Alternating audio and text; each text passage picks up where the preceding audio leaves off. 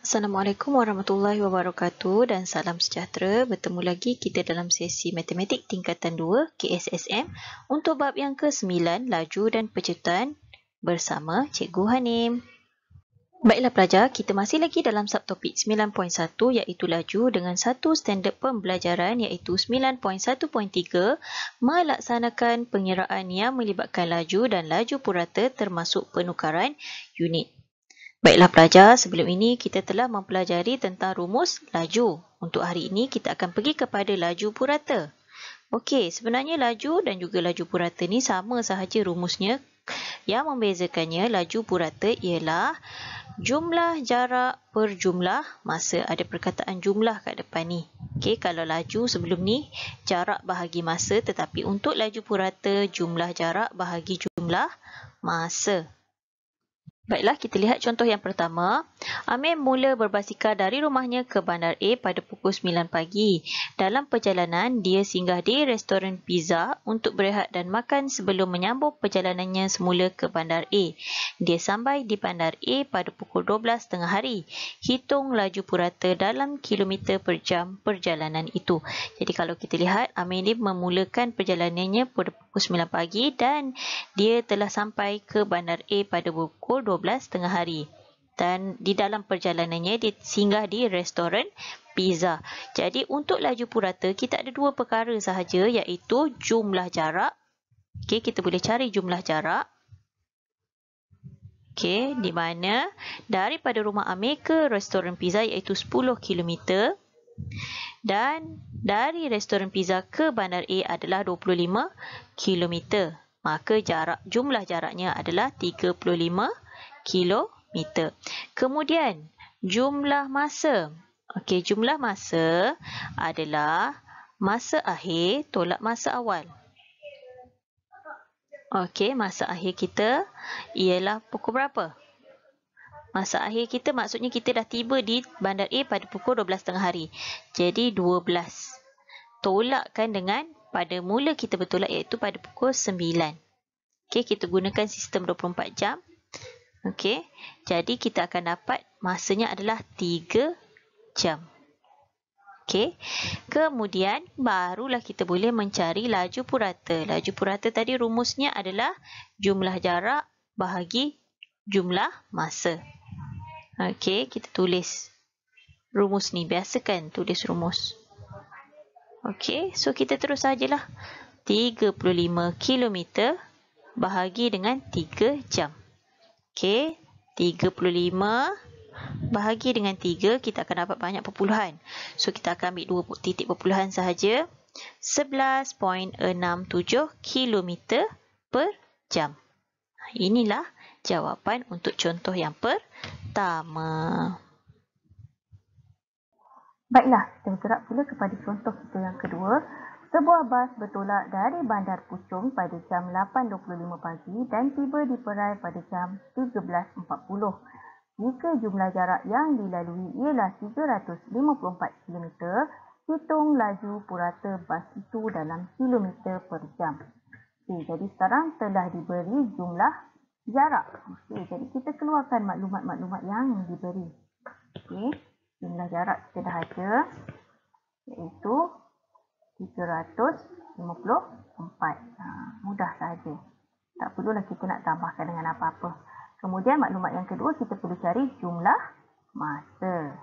Apa tadi cikgu dah beritahu? Jumlah masa mesti masa akhir tolak dengan masa awal. Okey.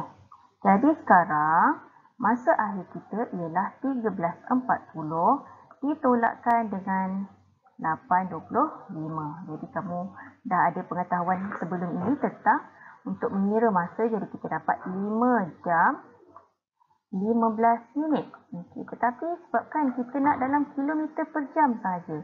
Jadi minit ni kita tak nak. Jadi apa yang kita perlu buat? Kita akan bahagikan dengan 60. Kita tahu 1 jam bersamaan dengan 60 minit. Jadi 15 bahagi dengan 60 kita akan dapat 0.25 jam. Okey.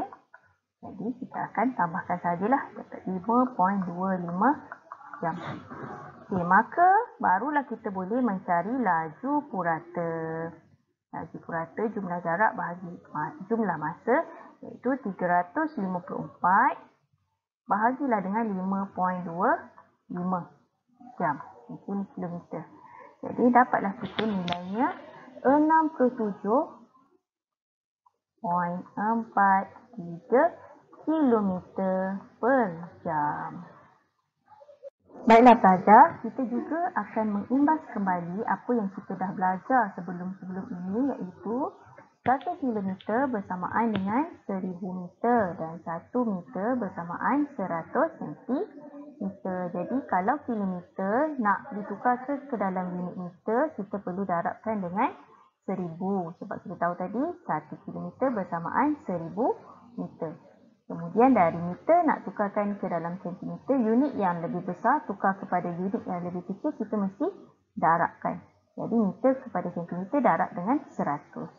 Okey, sebaliknya kalau daripada unit yang lebih kecil kepada unit yang lebih besar, kita perlu bahagikan. Okey, sentimeter kepada meter bahagi dengan 100, meter kepada kilometer bahagi dengan 1000. Jadi pasti ini semua kamu dah tahu dah. Okey, kemudian untuk masa pula. Okey, 1 jam bersamaan dengan 60 minit dan 1 minit bersamaan dengan 60 saat. Jadi kalau jam kepada minit sama juga kita darabkan dengan 60 lah. Tak bolehlah darab dengan 100 ataupun 1000 ya. Okey, kemudian minit kepada saat juga darablah dengan 60. Dan sebaliknya daripada saat kepada minit bahagi dengan 60. Minit kepada jam juga bahagikan dengan 60. Baiklah pelajar, untuk contoh yang ketiga, kita nak menukarkan unit laju dengan unit yang dinyatakan, iaitu 50 km per jam, kita nak tukarkan ke dalam meter per minit. Jadi macam mana cara dia? Okay, tadi kalau kita tahu sebenarnya 50 km per jam ini bermaksud 50 km per 1 jam. Jadi kita nak tukarkan kilometer ini kepada meter dan jam ini kepada minit.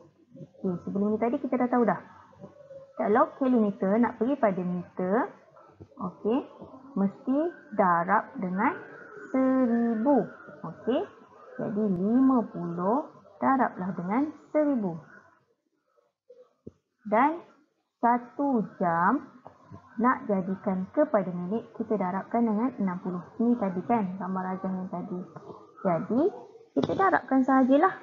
Dapatlah dekat sini 50,000 meter per 60 minit. Kemudian kita tekanlah kalkulator kita. 50,000 bahagi dengan 60. 50,000 bahagi dengan 60, maka kita akan dapat 833.33 meter per minit. Kita kena kenal pasti dahulu unit yang perlu ditukarkan.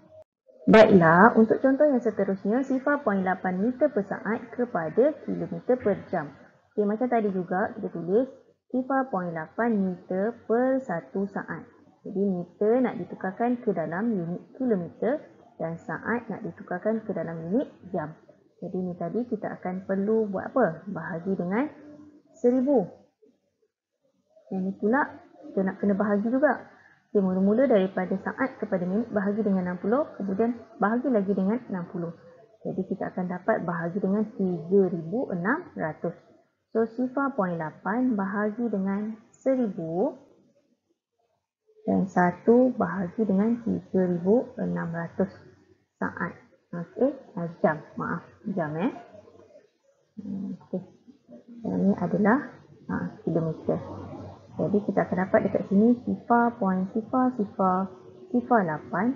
kilometer bahagi dengan 0.0002778 jam.